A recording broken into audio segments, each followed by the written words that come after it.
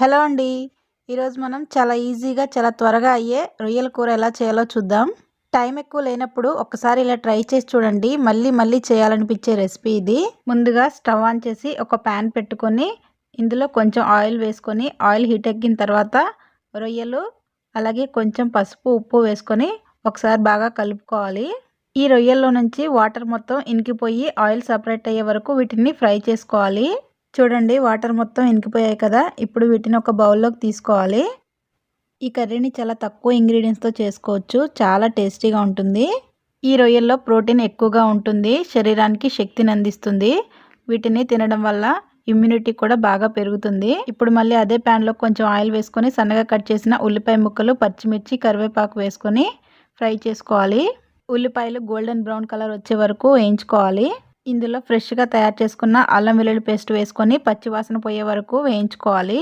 ఇందులో వేయించిన జీలకర్ర పొడి, ధనియాల పొడి, మన స్పైసీకి తగ్గట్టు కారం, రుచికి సరిపడా ఉప్పు వేసుకొని మంటని సిమ్లో పెట్టుకొని కొంచెం సేపు వేయించుకోవాలి. ఇలా ఆయిల్ సపరేట్ అవుతున్నప్పుడు టమాటాలని మిక్సీ పట్టి టమాటా ప్యూరిని వేసుకోవాలి. ఈ ప్రాన్స్ కర్రీ రుచిగా ఉండడమే కాకుండా హెల్త్కి కూడా చాలా మంచిది. బ్లడ్ తక్కువ ఉన్న వాళ్ళకి రక్తహీనత తగ్గించడంలో బాగా ఉపయోగపడతాయి.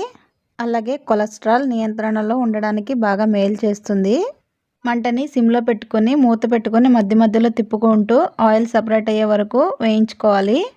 ఇందులో మనం ముందుగా పసుపు ఉప్పు వేసి ఉడికించుకున్న ప్రాన్స్ని వేసుకోవాలి.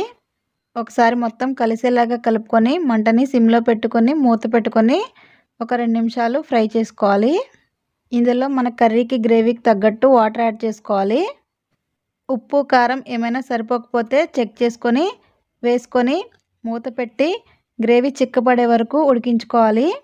లాస్ట్లో దించే ముందు కొంచెం గరం మసాలా, కొత్తిమీర, కరివేపాకు వేసుకోవాలి.